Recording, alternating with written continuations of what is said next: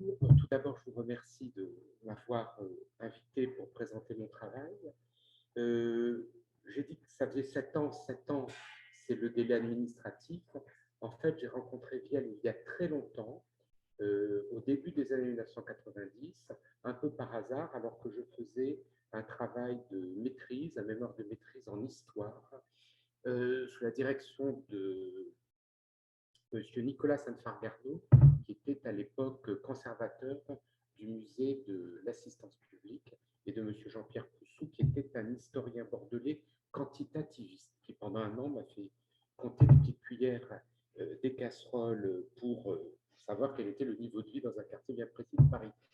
Donc après ce travail, j'ai eu envie de donner à ma recherche une dimension un peu plus artistique, et il m'est apparu que la figure de Vielle, qui était à la fois architecte, théoricien et le dernier titulaire de la charte d'architecte de l'hôpital général, se prêtait, vu ma formation d'historien, à une étude de l'architecture très fortement contextualisée, comme nous l'indiquent ces dates, 1745-1820. Je ne ferai pas un rappel de tous les régimes qu'il a traversés de Louis XV à Louis XVIII, mais c'est vrai que sa capacité de survie est tout à fait étonnante, puisque malgré des convictions politiques quand même plutôt conservatrices et royalistes, il a réussi à traverser la Révolution, la Terreur, l'Empire, et même à occuper des fonctions plutôt importantes sous la Restauration, puisqu'il a été le premier président de l'association d'architecture,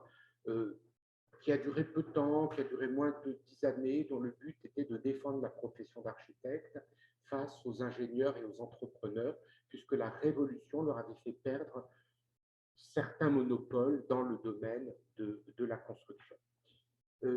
Donc, lorsque j'ai voulu présenter mon travail, lorsque j'ai proposé mes recherches, il s'est posé plusieurs problèmes. D'abord, est-ce que c'est de l'histoire? Est-ce que c'est de l'architecture?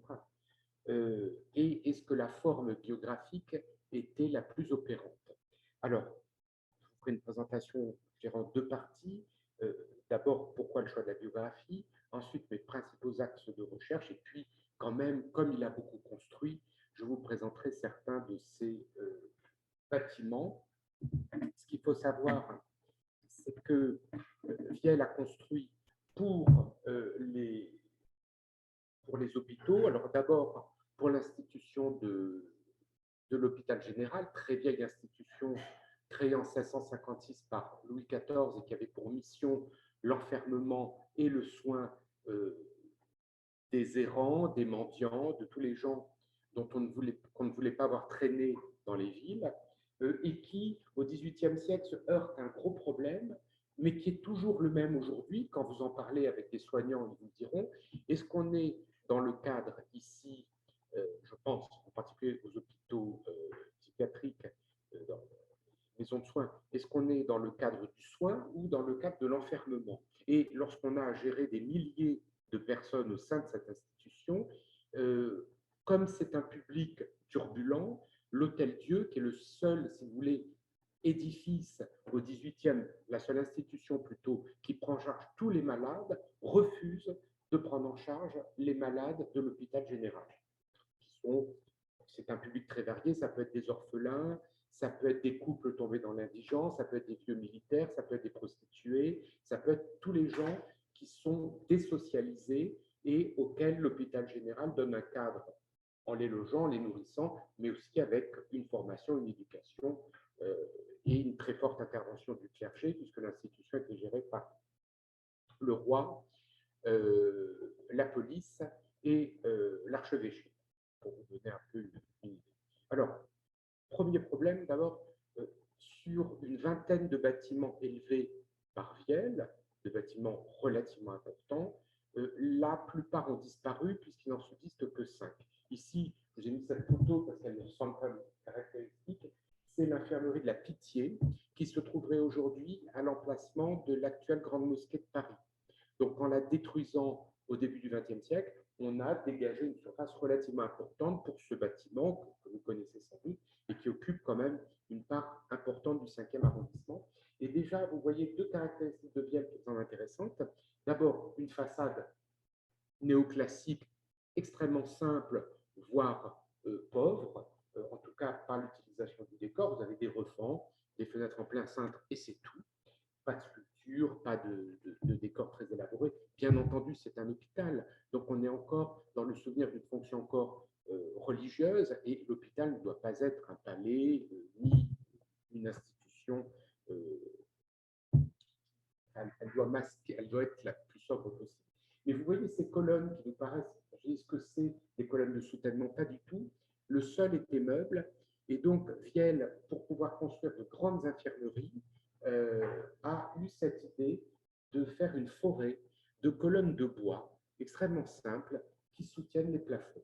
Et ce système est resté en place sans bouger jusqu'à sa démolition, même si le sous-sol de ce quartier est très meuble, puisque vous savez que des carrières s'étendaient sous le 5e arrondissement, et que donc toutes les constructions devaient tenir compte de ce problème du sol. La construction la plus importante de Vielle, la seule monumentale qui subsiste, c'est le Mont-de-Piété, rue des Francs-Bourgeois. On ne le voit jamais comme ça. Pourquoi? Parce que c'est une vue imaginaire, bien entendu, étant donné que la rue des Francs-Bourgeois est extrêmement étroite et que ce recul est tout à fait impossible. Alors là, on a un parfait exemple du style Vielle. C'est ce que j'appelle du vrai style Louis XVI.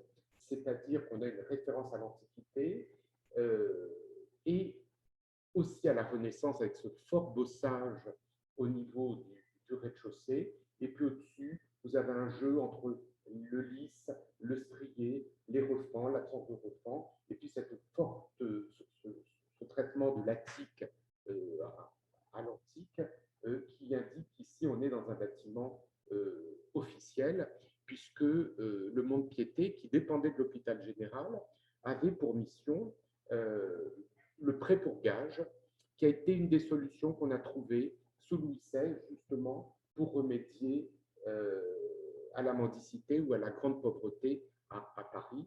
Cette institution a traversé les âges, puisqu'elle a tout simplement, sous la Révolution et l'Empire, été transformée en crédit municipal de Paris, avec plusieurs succursales à l'intérieur de Paris et en province. Et ce bâtiment, il y a une question qu'on peut se demander, c'est pourquoi est-il aussi énorme? Si vous le voyez encore aujourd'hui, il occupe une énorme parcelle au sein du Marais. C'est tout simplement, et là aussi, Vielle a pu faire preuve de tous ses talents, un immense coffre-fort. C'est-à-dire que les objets qui sont mis en gage peuvent être des meubles, peuvent être des objets précieux, et il fallait un espace de stockage très important pour les conserver, ce qui explique que Vielle a déployé ici tout un tas de techniques de renfort, de substruction. Dans les sous-sols, vous avez des voûtes qui soutiennent les parties les plus faibles de l'édifice qui sont enterrées, et il en a fait une bonne partie, mais comme vous le savez, sous l'Ancien Régime, la politique d'expropriation était difficile. Même le roi ne pouvait pas exproprier pour agrandir le Louvre.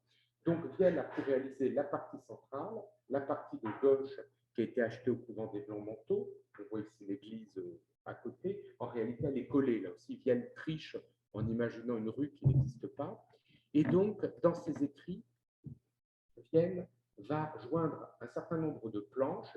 Ici, c'est une des plus belles planches qu'il ait fait graver, où l'on voit tous les détails constructifs. De sorte que quand, au 19e siècle, fin du 19e siècle, assez tard, l'édifice a finalement été achevé avec ses deux ailes, on disposait de tout le détail des colonnes et des motifs pour pouvoir terminer l'édifice. Alors voilà, je vais vous présenter un petit peu un édifice qui subsiste monumental de Vielle, mais je reviens un petit peu à mes axes de recherche, en précisant que en 1990, je suis donc tombé sur une source monumentale qui sont ses écrits. Il a beaucoup construit, mais il a aussi beaucoup écrit, en particulier un ouvrage qui s'appelle Principes de l'ordonnance et de la construction, qui a été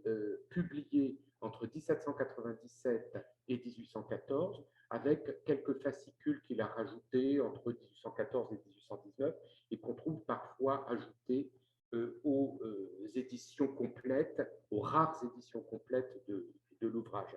Cet édifice, ce projet éditorial, et c'est ça qui a beaucoup intéressé mon directeur de thèse, M. Jean-Philippe Garric, c'est que c'est un projet qui, au départ, voulait, dans l'inspiration vitruvienne, nous expliquer que les principes de l'ordonnance, qui sont en gros les principes du rapport entre la proportion du bâtiment, l'ornement, la longueur, la hauteur des soutènements, des colonnes, des pilastres, des piliers, étaient non seulement un élément d'esthétique, ce qui nous paraît une évidence, mais il était pour Vielle aussi un principe constructif. On ne pouvait pas dissocier les principes de décoration, nous dirions, et les principes d'esthétique. Donc, il a commencé par faire un catalogue des monuments de l'Antiquité, puis un catalogue des monuments du XVIIe siècle, et ce projet a été interrompu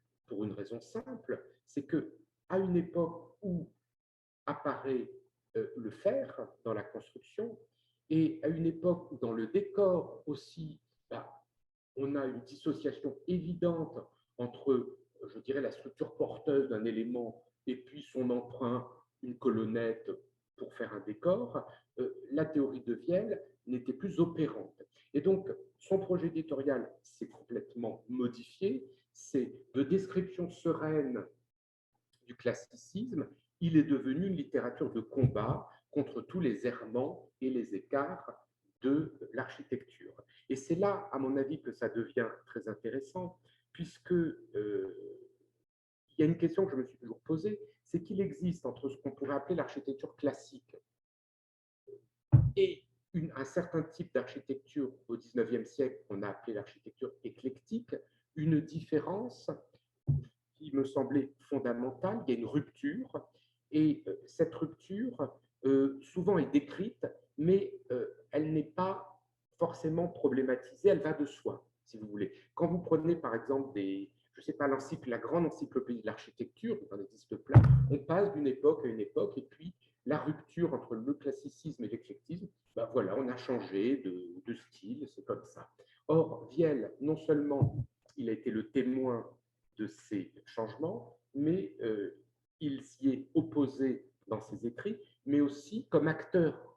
Et ça, je l'ai découvert au cours de ma recherche, puisqu'il a été appelé à participer, parce que c'était quand même un architecte reconnu, et il était reconnu pour des bâtiments solides, qui tenaient à travers le temps. Il avait une réputation de robustesse. Et donc, il est intervenu sur deux chantiers majeurs qui sont la couverture métallique de la Halle au Blé de Paris, actuelle Fondation Pinault d'art contemporain, où on a, en faisant les travaux, redécouvert que, en fait, la structure métallique est celle d'origine, donc celle du début du 19e siècle, et même si la halle est antérieure, le bâtiment en pierre de Bélanger est antérieur, et aussi un autre problème qu'on n'a toujours pas résolu, qui est la faiblesse des structures porteuses du Panthéon français. Vous savez sans doute que le Panthéon est couvert de fissures parce que, au moment de sa construction, pour aller plus vite et par souci d'économie, les principaux piliers qui soutiennent le dôme, donc dôme de pierre, la structure la plus lourde, ont été remplis de matériaux, de plâtre, de morceaux de pierre, et n'étaient pas pleins, si vous voulez. Ce n'était pas de la pierre de taille pleine. Et ce problème a fait que des fissures se sont apparues dans la structure avant même que le Panthéon ne soit terminé. Et Vielle est aussi intervenu sur ce chantier. Je vous montrerai sa proposition, tout à fait inapplicable, mais ce qu'il a proposé pour y faire face. Alors, un problème aussi par rapport à Vielle, c'était que ce sujet était tellement vaste, puisque vous avez le problème de l'hôpital général, vous avez le problème de l'apparition de l'hygiène, du développement de l'hygiène dans les hôpitaux, vous avez les grands combats sur le plan esthétique et technique. Et ce qui était pour moi intéressant, c'est justement de voir la vision et le parcours d'un homme qui, par son regard, par ses écrits, donne sa cohérence à une période très heurtée, très cassée, ne serait-ce que par les bouleversements politiques. Et puis, vous vous en doutez, je n'ai pas tellement insisté, mais on sent très bien qu'il y a un lien étroit entre ces changements d'ordre technique, esthétique et politique. On change de monde. Et les artistes qui participent à ce changement, les nouvelles générations, se veulent soit des artistes au service de la Révolution, des temps nouveaux de l'Empire, face à une génération qui est toujours là. Je pense au Ledoux, je pense au Gisors, je pense au Vielle, et qui, eux, au contraire, défendent une tradition, mais cette tradition artistique, elle a un très fort ancrage politique aussi. Mais si Vielle n'avait pas protesté, je dirais que les reliefs du débat seraient beaucoup moins apparus et j'aurais été dans une sorte de description, passe de ça à ça, alors que Vielle conteste de façon très vigoureuse l'utilisation du fer et, si vous voulez, le nouveau statut de l'ornement qui peut très librement se dégager d'un rapport d'harmonie entre le tout et le détail. Et ça, c'est vraiment aussi un combat très important. J'avais même pensé à un moment consacrer ma thèse juste là-dessus, parce que vous voyez tout un pan de l'architecture qui est très méconnu apparaître, qui est, je dirais, l'architecture du directoire et du début de l'Empire, qui a été globalement assez peu étudiée. Et la contradiction aussi qui apparaît avec Vielle, c'est que dans ses écrits, en gros, il va vous dire vive le Vau, vive Mansart, vive le Mercier, ce sont des dieux de l'architecture, et nous maintenant, on n'arrive pas à la hauteur de ces génies. Et en même temps, dans ses constructions, il est très contemporain. Quand je vous parle de style directoire, il fait du style directoire. Quand je vous parle du style empire, Vielle fait du style empire. Il ne continue pas à faire, si vous voulez, du style de la fin du XVIIIe et encore moins du XVIIe à son époque. Et cependant, sur le plan de ses écrits, il reste un conservateur, comme s'il y avait une dissociation entre ce qu'il faisait et ce qu'il pensait. Alors, je vous montre quelques-uns de ces édifices. Ici, c'est la salle des ventes du Mont-de-Piété. Alors, vous avez un système de double circulation. Au sol, les objets étaient mis en vente. Enfin, au niveau du rez-de-chaussée, les objets étaient mis en vente sur les bureaux. Vous aviez un éclairage zénital pour que les objets puissent être bien vus. Et pour ne pas déranger la vente, vous pouviez, par l'escalier, faire le tour de la rotonde afin d'observer les objets. Vous voyez, donc il y a un système de circulation qui est pensé. Et ce bâtiment a subi un sort qui aurait horrifié Vielle, c'est-à-dire que la salle en soi est restée. Aujourd'hui, c'est un restaurant, mais à la fin du 19e siècle, on a démoli la coupole de pierre pour la remplacer par une coupole de fer. Donc tout ce dont ne voulait pas Vielle est arrivé à son bâtiment, mais si vous le visitez, vous verrez encore un très grand souci de décoration dans les refends, dans les clés, dans les pilastres qui ornent ce bâtiment. Alors, une construction plus classique de Vielle, c'est le premier hôpital qu'il a construit en 1780 pour l'abbé Cochin. C'est l'hospice, à l'époque Saint-Jacques-du-Haut de Pas, qui deviendra, sous la Révolution, l'hospice Jacques, et puis sous l'Empire, l'hospice Cochin, en rappel de son fondateur. Et là, vous avez toujours ce jeu entre tradition et modernité. Vous avez donc au premier étage le dortoir, enfin l'infirmerie, et puis dans les étages, vous avez des petits cabinets particuliers pour les malades payants. Si vous voulez, il y a deux catégories de malades. Je vous rassure, sous la Révolution, on va très vite convoquer Vielle pour qu'il détruise l'ensemble des cloisons. Ça doit devenir un hôpital pour l'ensemble des citoyens, donc les appartements particuliers sont détruits. Et il va même pousser plus loin le zèle révolutionnaire, en ce sens que la chapelle que vous voyez au centre, qui dessert plusieurs étages, va être détruite et remplacée par un gigantesque ventilateur, ventouse, on disait à l'époque. Ce n'était pas un système mécanique, c'était un système qui était censé, par le volume d'air qui occupait le centre du bâtiment, permettre l'aération et ce petit hôpital, hein, vous voyez, de proportions très modestes, sera détruit en 1905 au moment où on va agrandir l'hôpital Cochin. Donc seul le nom est resté, mais voilà à quoi ressemblait le premier hôpital Cochin. Là, je vous montre des travaux beaucoup plus importants de Viel. Ce sont bien entendu les loges de la Salpêtrière, puisque sous Louis XVI se pose un problème, c'est qu'on commence à prendre en compte ce que nous appellerions la psychiatrie et qu'à l'époque on appelle le traitement des insensés. Donc, le nom officiel de ces bâtiments, c'est Nouvelle Loge pour les insensés de la Salpêtrière.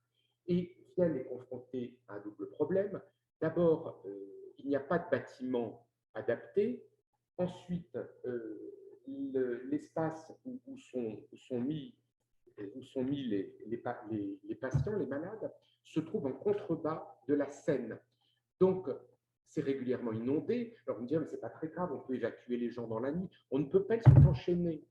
Donc, la plupart meurent noyés et ça choque énormément, bien entendu, les autorités qui disent quand même, il faudrait trouver un autre système, mais on ne peut pas non plus leur retirer les chaînes, sinon elles s'égareraient dans la ville et ça ferait des ordres. Donc, Viel réfléchit au problème de façon très classique. Il va donc créer un énorme soubassement de terre contrebuté par des murs de pierre, avec un système d'escalier, et là-dessus, il va avoir une liberté, peut-être pas totale, mais très grande, pour imaginer une petite cité hospitalière. Donc, cette petite cité, elle est composée de 24 loges, munies de leur buanderie, de la cuisine, du bâtiment du directeur, légèrement surélevé dans une logique panoptique, et de tous les bâtiments de service nécessaires à la vie autonome du service des insensés de la Salpêtrière. Et comme il place l'ensemble en hauteur par rapport à la Seine, bien entendu, il va concevoir un système d'égout qui se déverse directement dans la Seine. Alors, vous voyez que l'égout se prolonge parce qu'en fait, il rejoint également un autre bâtiment qui est la première infirmerie de la Salpêtrière, c'est-à-dire premier bâtiment à vocation médicale et non plus seulement d'enfermement, dans lequel il va imaginer ce système qui va beaucoup impressionner l'Académie des sciences. Ce sont des toilettes propres, c'est-à-dire que vous voyez en bas les égouts qui passent, avec bien entendu un grillage pour que les malades ne se sauvent pas en passant par la Seine. Et vous avez ce système, pourquoi tronconique? Donc il faut imaginer que de chaque côté, ce sont des couloirs qui aboutissent aux loges où se trouvaient les malades. Et vous avez un système tronconique qui empêche bien entendu les matières de rester fixées sur les murs. Et quand l'Académie des sciences voit ce système où l'eau circule, où l'air n'est pas infecté, elle y voit vraiment une application du système hygiéniste qu'à l'époque on appelait plutôt l'aérisme, et c'est publié dans les revues de l'Académie des sciences.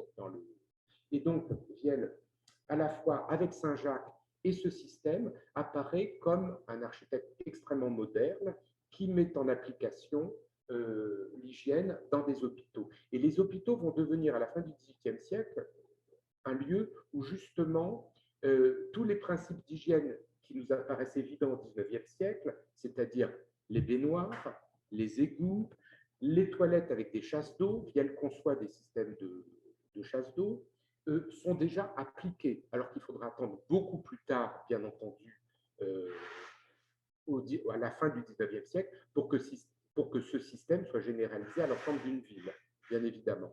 Alors, cependant, Viel demeure un véritable architecte néoclassique, puisque pour la pompe de la Salpêtrière, il conçoit ce petit temple périptère. Alors, il faut imaginer à l'intérieur les chevaux qui font tourner la pompe pour élever l'eau afin de l'amener à l'ensemble des bâtiments. Donc oui, vous avez, j'ai oublié de vous le dire également, l'eau courante dans cet hôpital. Et il fera le même édifice à peu près à Bicêtre. Alors la Salpêtrière se spécialise pour les femmes, Bicêtre pour les hommes, mais comme ce sont quand même des hommes qui ont été condamnés à la prison, ce sont les hommes eux-mêmes qui feront tourner la pompe à Bicêtre, et pas des chevaux, parce que les femmes sont considérées de constitution plus fragile. Un édifice qui est toujours visible, le reste a été rasé, c'est le bâtiment de la Force. Le bâtiment de la Force, il a été construit au XVIIe siècle. Il existe toujours, il a été élevé par Gamard. C'est un bâtiment de sinistre réputation, puisque c'est là qu'ont eu lieu les massacres de septembre, pendant la 1792, je crois. Et c'est là où étaient logées les prostituées qui ont été massacrées en étant jetées par les fenêtres. Mais bon, cet édifice-là, il est construit après cet épisode tragique, sous le directoire, et vous avez ce style qui est difficilement identifiable, avec des références bien sûr antiques, ces chaînes de refend de chaque côté, cette façade lisse, cette grande grille, et en fait, ça correspond à la période 1797-1798 de l'architecture, dont il nous reste aujourd'hui très peu de témoignages. Alors, il a été restauré récemment, ce bâtiment, et la façade, on a enlevé les enduits, est à nouveau visible. Vielle a aussi construit des bâtiments civils, et vous avez ici cette ferme, la ferme de Marolles, qui se trouverait aujourd'hui près de Poissy, avec une inspiration très nettement palladienne, vous voyez, dans ce bâtiment, avec les ailes agricoles de chaque côté, et puis la villa principale qui s'élève au centre et qui domine la construction. Très grande sobriété, plutôt des références à la Renaissance italienne qu'au néoclassique, qu'à l'Antiquité romaine, mais malheureusement, ce bâtiment, enfin, les ailes subsistent, mais le bâtiment principal a été rasé. Autre bâtiment qui n'est pas un bâtiment hospitalier, c'est la halle de Melun. Là aussi, il arrive à créer une certaine monumentalité pour un édifice de taille relativement modeste, grâce à ses fenêtres qui courent sur 2 étages et qui lui ont demandé un travail très important, puisqu'il a dû, là aussi, imaginer tout un système de butées pour éviter les crues de la Seine, mais c'est probablement un des bâtiments dont il était lui-même le plus fier. Alors, je reviens ici à Bicêtre. À Bicêtre, il a un problème, il n'y a pas d'égout et il n'y a pas d'accès à la Seine. Et donc, il va concevoir un système souterrain extrêmement perfectionné d'égout, mais qui aboutissent dans un puisard.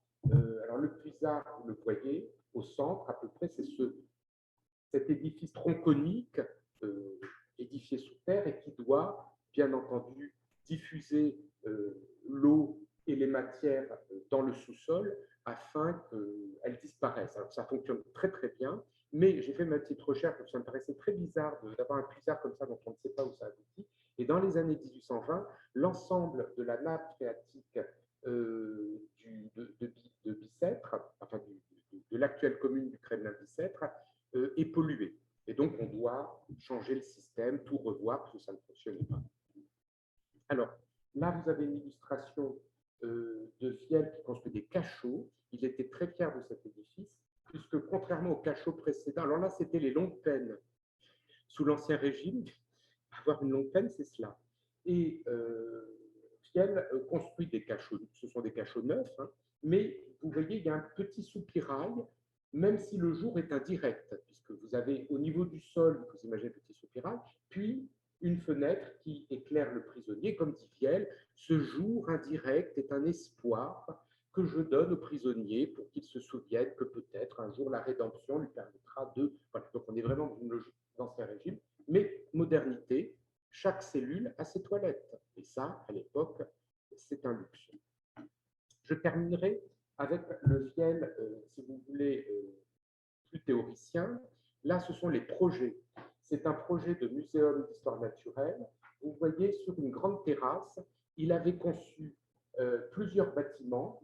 Ça devait s'étendre de la Seine jusqu'à la gare d'Austerlitz actuelle. Et au centre, le bâtiment principal s'était réservé à la présentation des mammifères, donc des espèces supérieures, et les autres bâtiments en descendant jusqu'aux minéraux, en passant par les végétaux, étaient consacrés aux espèces dites inférieures, avec tout un système souterrain également, dans lequel il aurait pu enfermer des ours, des loups, enfin une sorte d'architecture aussi très parlante du XVIIIe siècle. Il reprend en partie l'idée de ce projet avec son projet d'hôtel-Dieu qui, vous le savez, en 1772, l'hôtel-Dieu de Paris brûle. Donc, il brûle plusieurs jours. Donc, les gazettes nous disent que les Parisiens sont venus assister au spectacle, qui devait être splendide, parce que l'hôtel-Dieu est un énorme édifice au XVIIIe. Il brûle 3 jours et les malades qui sont pris par l'incendie se jettent dans la Seine. Donc, les gens poussent des cris d'horreur et Louis XVI lance un grand projet de reconstruction de l'Hôtel-Dieu. Et ça, c'est le projet que propose Vielle. Pourquoi il est intéressant ce projet? Parce que pour la première fois, vous avez une cour centrale avec des barres parallèles placées en peigne. Et c'est tout simplement le plan qui sera repris au XIXe siècle à Tenon, à la Rivoisière ou à l'Hôtel-Dieu actuel, et dans énormément d'hôpitaux de province et même en Europe. Donc c'est le plan canonique de l'hôpital au XIXe siècle qui a été créé par Vielle et par Jean-Baptiste Leroy, un physicien. Je vous rassure, après, ils ont passé 10 ans à s'envoyer des lettres. C'est moi qui l'ai inventé. Non, c'est toi, non, c'est moi, non, c'est moi. Voilà. Donc, on ne sait pas à l'arrivée. Probablement, l'idée vient de Jean-Baptiste Leroy, mais comme dit Vielle, c'est celui qui dessine le plan qui les a inventés. Deux dernières interventions de Vielle sur des travaux importants. C'est la Halle au blé de Paris dont je vous parlais. Il s'est avéré qu'on voulait couvrir la Halle au blé pour avoir un espace de stockage plus important. La solution la plus évidente, c'était que la cour centrale qui était placée à l'air libre devait être couverte.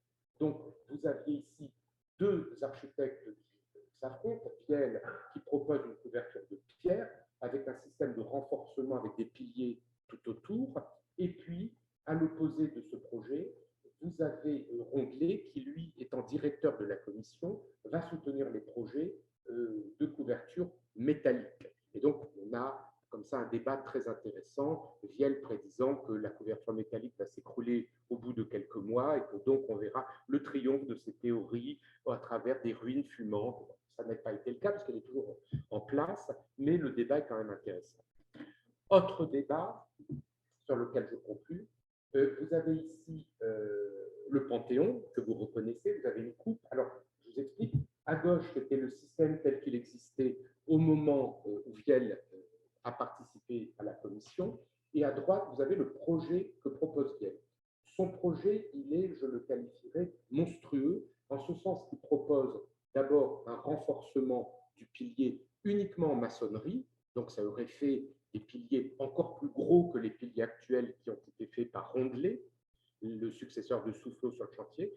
Et tout autour, vous avez une colonnade qui devait relier les piliers entre eux, toujours dans cette théorie très 18e siècle qu'un monument se parcourt. Et donc, on devait, depuis la porte d'entrée jusqu'au centre du Panthéon, voir une forêt de colonnes qui se serait terminée par cette tolosse, cette rotonde faite de colonnes, qui aurait eu à la fois un rôle très décoratif selon Vielle et en même temps un rôle de renforcement, d'unité de l'ensemble de l'architecture.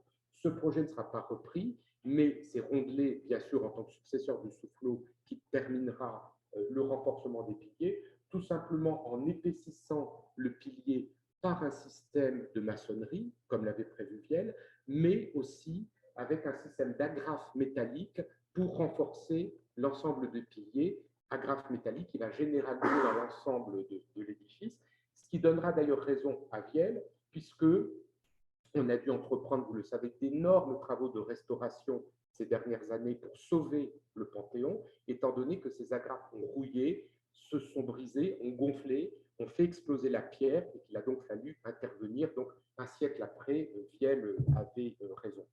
Je dirais donc en conclusion que Vielle est un bon architecte, mais c'est certainement pas un génie, ça c'est certain, mais qu'en revanche, ce qui est très intéressant, c'est que à travers toutes ces critiques, le refus d'ordonnancer l'ornement et l'édifice, le refus des nouveaux matériaux, le refus de la polychromie également, le refus d'un décor qui n'aurait pas un sens moral, qui n'aurait pas pour but d'édifier moralement le visiteur d'un bâtiment. Si vous voulez voir un décor de Vielle qui subsiste, prenez l'escalier du Mont-de-Piété. Il est entièrement composé de faisceaux de licteurs qui tiennent la rampe de l'escalier avec des colonnes. Donc on sent que c'est un lieu sérieux. Si on entre dans l'édifice, c'est qu'on est un peu coupable, on a fait des dépenses et on est obligé de. Donc voilà, il y a cette dimension morale qui est très forte. Donc je dirais que ce qui était très intéressant quand j'ai travaillé sur Vielle, c'est que vous aviez à la fois, bien sûr, une description du néoclassicisme, historiquement, c'est normal, mais en même temps, et très tôt, dès les années 1810-1820, on voyait apparaître tout ce que plus tard on nommera l'éclectisme et dont Vielle, d'une certaine façon, a fait l'archéologie. Je vous remercie.